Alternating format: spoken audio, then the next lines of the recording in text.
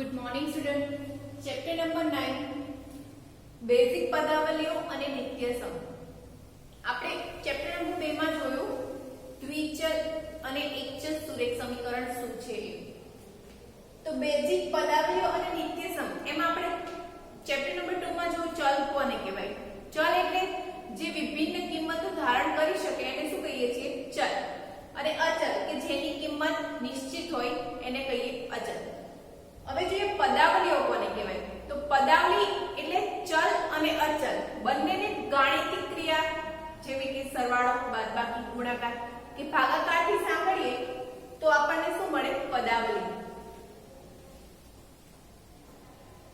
ચલ અને અચલને સાંકળવાથી મતલબ કે સાથે લખવાથી પદાવલી મળે છે. ચલ કોને કહેવાય? ફરી એકવાર કે જે અલગ અલગ કિંમતો ધારણ કરી શકે એને શું કહીએ છીએ? ચલ. હવે એના ઉદાહરણ જોઈએ પદાવલીના. 3x + y 9 + 6z. તો અહીંયા જુઓ ચલ શું છે? x અને y. એને આપણે શેનાથી સાંકળ્યા? સરવાળાની નિશાનીથી. અહીંયા જુઓ ચલ શું છે? ફક્ત z. એને સરવાળાથી સાંકળ્યા. બીજું જોઈએ x - 3. ચલ x. અચલ પદ શું છે? અચલ પદ 3 અને એની નિશાની છે માઈનસ. તો તમે ચલ અને અચલને ગાણિતિક ક્રિયાથી સાંકળો તો તમને શું મળશે? પદાવલી મળે છે. આવા બીજા ઘણા બધા ઉદાહરણ તમે આપી શકો. હવે આપણે કહ્યું કે ચલની કિંમત શું હોય? અલગ અલગ ચલ કિંમતો ધારણ કરી શકે. તો એક ઉદાહરણ લઈએ x - 3 માટે. x ની અલગ અલગ કિંમતો માટે ચેક કરીએ. જો x = 0 લઈશું, x = 0 તો પદાવલીની કિંમત શું થશે? x ની કિંમત 0 મૂકો. 0 - 3 બરાબર -3. x - 3 માટે જો x = 0 હોય તો પદાવલીની કિંમત મળશે આપણને -3. એ જ રીતે x ની કિંમત લઈએ 4. x ની કિંમત 4 લઈએ તો 4 - 3 પદાવલીની કિંમત કેટલી થશે? 1. x = 4 માટે પદાવલીની કિંમત 1. આપણે કિંમતો શું લીધી? x ની 0 અને 4 મતલબ કે 0 અને ધન પૂર્ણાંક. તમે ઋણ પૂર્ણાંક પણ લઈ શકો. x ની કિંમત ધારો કે આપણે -1 માટે x - 3 ની કિંમત શોધવી છે. x ની કિંમત કેવી છે? -1 - 3 બરાબર -4. માટે x ની તમે કોઈ પણ કિંમત લો, 0 ધન પૂર્ણાંક કે ઋણ પૂર્ણાંક, તમને પદાવલીની કિંમત મળશે. હવે ચેપ્ટર 1 માં આપણે જોયું કે કોઈ પણ સંખ્યા લઈએ, પ્રાકૃતિક, પૂર્ણાંક, પૂર્ણ સંખ્યા કે પછી અસમની સંખ્યા, એને આપણે સંખ્યા રેખા પર દર્શાવી શકીએ છીએ. તો પદાવલીને સંખ્યા રેખા પર કઈ રીતે દર્શાવાય? તો એક ઉદાહરણ અહીંયા x - 3 છે, બીજું એડ કરીએ x + 3 બરાબર. જેના માટે આપણે સંખ્યા રેખા દ્વારા રજૂઆત જોઈએ. x + 3 ની સંખ્યા રેખા દ્વારા રજૂઆત. તો સંખ્યા રેખા સૌથી પહેલા દોરો તમે. 0 એના પર x મતલબ કોઈ પણ બિંદુ લઈએ. x જેને નામ આપે x + 3 એટલે x પછી કેટલા એકમ અંતર? 3 એકમ. એટલે અહીંયા 1 2 અને 3. એટલે આ જે અંતર મળશે એ આપણને મળશે x + 3 અંતર. x + 3 નો મતલબ શું થયો? કે સંખ્યા રેખા પર કોઈ બિંદુ x છે એનાથી કેટલા એકમ અંતર? 3 એકમ અંતરે.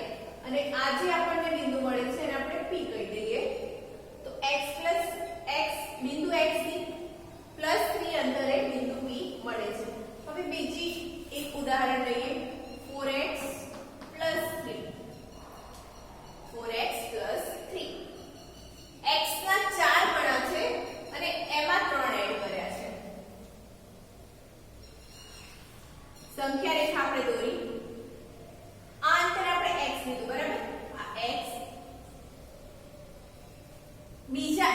એટલે 2x થયા, ફરી x 3x,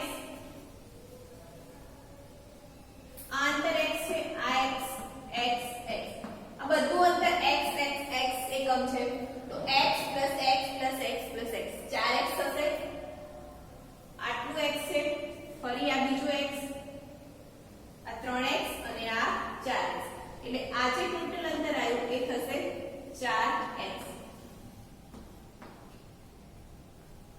પ્લસ કેટલા છે 4x 3, તો આ 4x અંતર થયું, એમાં કેટલા એડ કરવાના 3 એકમ અંતર, તો 1 2 અને અહીંયા આપણે ધારો કે 3 એકમ લઈએ,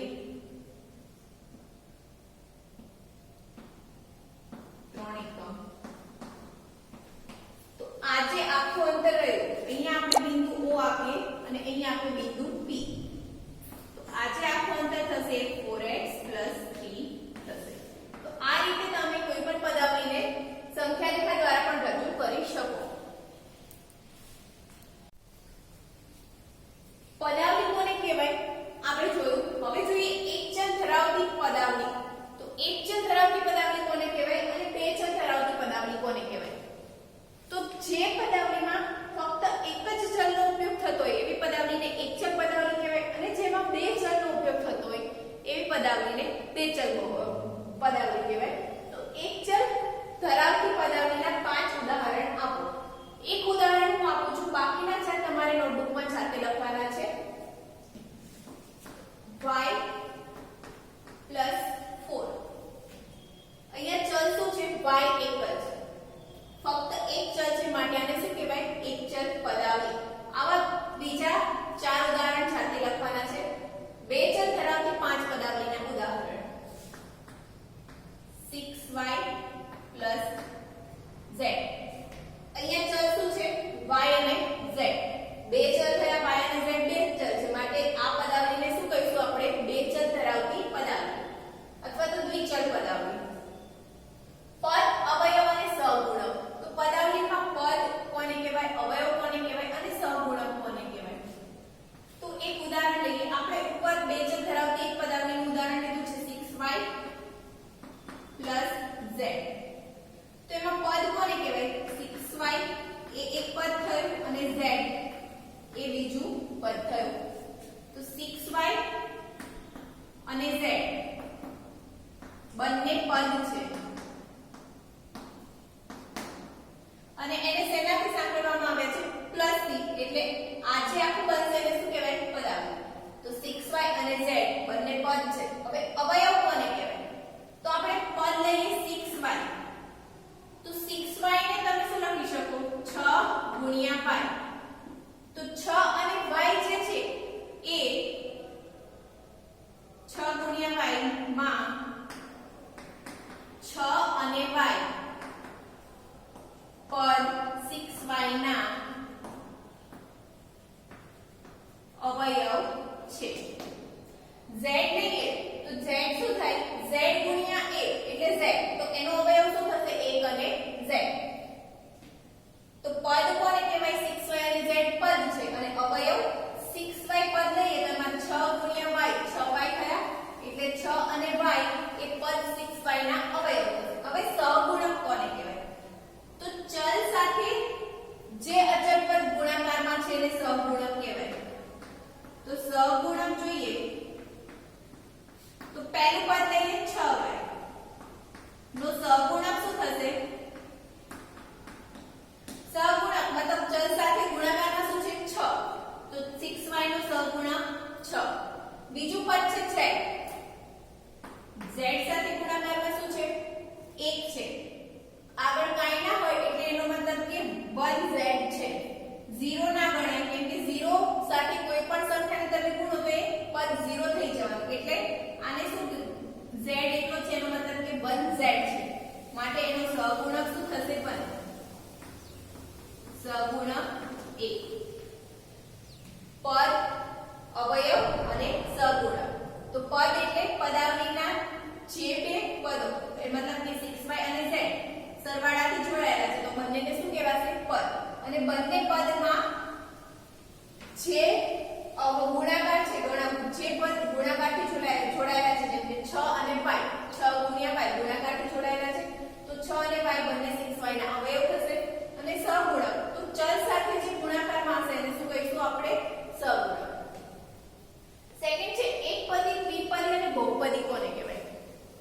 પદાવલી જોયું એક ચલ અને બે ચલ, જેમાં એક જ ચલ હશે એને એક ચલ કહેવાય અને બે ચલ હોય ને બે ચલ.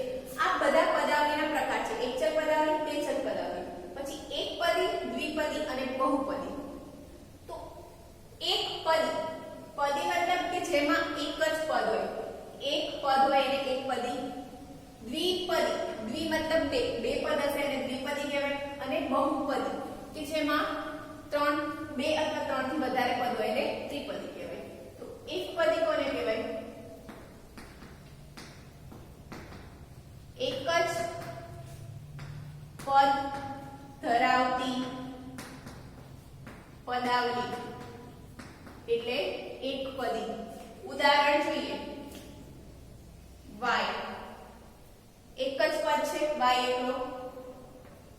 6z પદ તો એક જ છે, અવયવ 6 અને z બે અવયવ થયા, પણ પદ કેટલા છે? એક છે. બીજું ઉદાહરણ જોઈએ. xy, x અને y ચલ ભલે બે છે પણ પદ તો એક જ છે, માટે આ બધા જે ઉદાહરણ છે એ એકપદીના ઉદાહરણ છે. દ્વિપદી, બે પદ ધરાવતી પદાવલી. તો આપણે આગળ જે ઉદાહરણ જોયા 6y z, ચલ ગમે તેટલા હોય, પદ કેટલા હોવા જોઈએ એમાં? દ્વિપદી મતલબ બે પદ, તો બે પદ વાળું જોઈએ. 6y - 2, 6y અને -2 બે પદ છે એટલે દ્વિપદી. 4a - 3, 2b + 6 બધામાં બે બે પદ છે. 6y અને 2 પદ બે પદ છે, 4a અને 3, 2b અને 6 બધામાં બે બે પદ છે, મતલબ એ દ્વિપદી છે. ત્રિપદી, ત્રણ પદ ધરાવતી પદાવલી. ત્રણ પદ હોય, 4a + 3b + 7, 1 2 અને 3 પદ છે. 2x + y + 6z, 2x એક પદ, y એ બીજું પદ છે અને 6z ત્રીજું પદ. ત્રણ પદ છે બંને પદાવલીમાં, માટે આ પદાવલી કેવી કહેવાય? ત્રિપદી. બીજું એક ઉદાહરણ જોઈએ.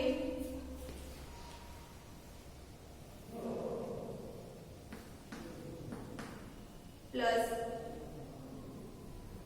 -7, આમાં પણ ત્રણ પદ છે. 2x એક પદ, બીજું પદ છે 6y અને ત્રીજું પદ 7, માટે આ પદાવલી કેવી કહેવાય? ત્રિપદી. બહુપદી, તો જેમાં 3 થી વધુ પદ હોય.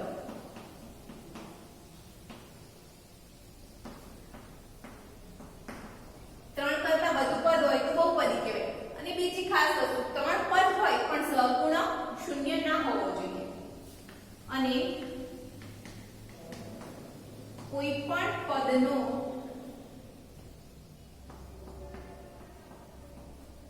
સગુણ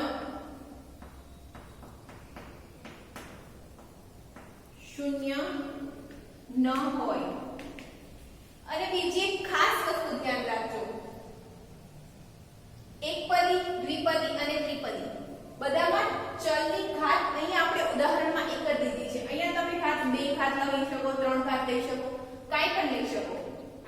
એટલે બહુપદીનું સહગુણક શૂન્ય ના હોય અને ઘાત અનઋણ હોય. અનઋણ મતલબ કે ઋણ ના હોય.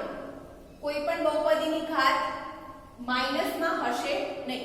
ઋણ સંખ્યા નહીં હોય બહુપદીની ઘાત અનઋણ ન હોય તેવી પદાવલી એને શું કહેવાય? બહુપદી. જેમાં 3 થી વધુ પદ હોય અને કોઈ પણ પદનો સહગુણક શૂન્ય ના હોય અને ઘાત કેવી ના હોવી જોઈએ? ઋણ પૂર્ણાંક હોવી જોઈએ નહીં. ઉદાહરણ આપણે એના જોઈએ.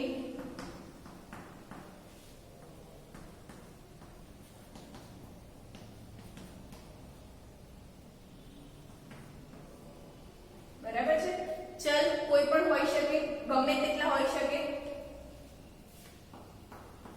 x plus x cube plus y plus x ની 4 ઘાત. બીજું એક ઉદાહરણ છે a plus bc bd plus ac square plus b square. કોઈ પણ ગમે તેટલા ઉદાહરણ લઈ શકો. આ બધા બહુપદીના ઉદાહરણ છે.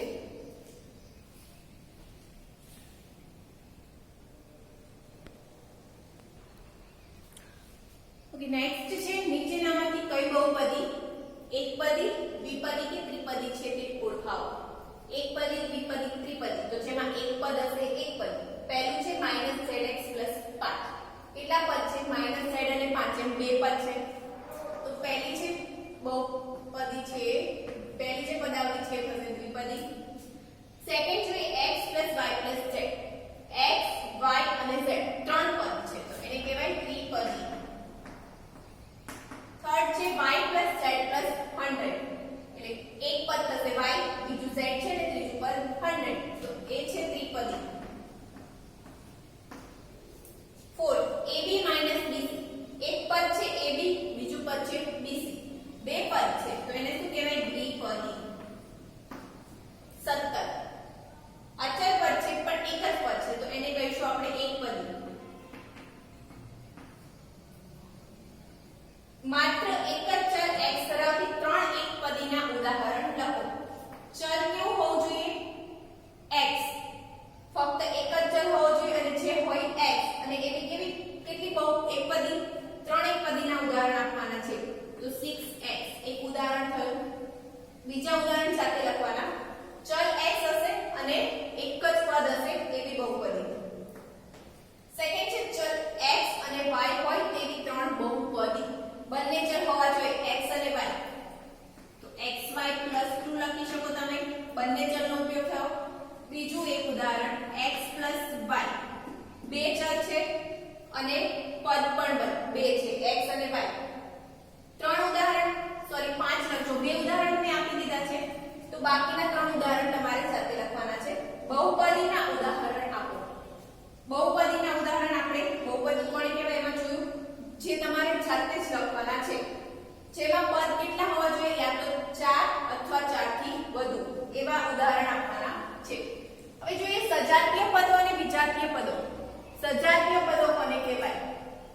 અહીંયા જુઓ પદ આપેલા છે 7x 14x -13x 5x2 7y 7xy -9x2 -9x2 અને -5yx. તો સજાતીય પદો કોને કહેવાય? તો જેના ચલ સરખા છે ને સજાતીય પદો કહેવાય. તો સજાતીય પદોની આપણે જોડી બનાવીએ. સજાતીય પદો ચલ સરખા હોવા જોઈએ. અહીંયા જુઓ 7x પહેલા લઈએ. નો ચલ શું છે? x. તો જેનો ચલ x હોય એવા બીજા ઉદાહરણ તો 14x. ચલ x છે તો 14x. બીજું છે -13x. અહીંયા પણ ચલ શું છે? x એટલે -13x. આ ત્રણેય સજાતીય પદો થયા. બીજું જોઈએ 5x2.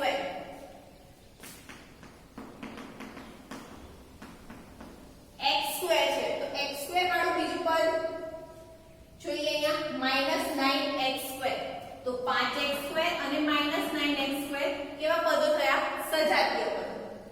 ત્રીજું ઉદાહરણ ત્રીજું છે 7y. તો અહીંયા જુઓ ક્યાંય y ચલ છે, એકલો જ y હોય એવું નથી. તો 7y સાથેનું સજાતીય પદ છે નહીં. તો હવે આપણે 7y પછી જોઈએ 7xy. તો અહીંયા તો y2 છે એટલે 9y2 નહીં થાય. આ પણ નહીં થાય. બીજું છે -5yx. તમે ગુણાકાર કરો એમાં 2 ગુણ્યા 3 લખો કે 3 ગુણ્યા 2. બંનેનો આન્સર તો શું આવવાનો? સરખો. એટલે તમે -5yx લખશો કે xy બધું શું થશે? સરખું થશે. માટે અહીંયા ચલ શું છે? xy અને અહીંયા પણ શું છે? xy. માટે 7xy અને -5yx. બંને કેવા છે? સજાતીય પદો. આ 5 5yx છે એને તમે 5xy પણ લખી શકો. -5y શું લખી શકાય -5xy. બીજું હતું y² તો y² વાળું પદ છે નહીં માટે y² સાથેનું સજાતીય પદ પણ કોઈ છે નહીં. આ થયા સજાતીય પદો. વિજાતીય કોને કહેવાય? 7x છે તો એની સાથેના સજાતીય પદો 14x અને -13x. તો એ સિવાયના બધા જે પદો છે એને આપણે શું કહીશું? વિજાતીય પદો. એ જ રીતે 5x² નું સજાતીય પદ -9x² અને એ સિવાયના જે પદ છે એ વિજાતીય પદો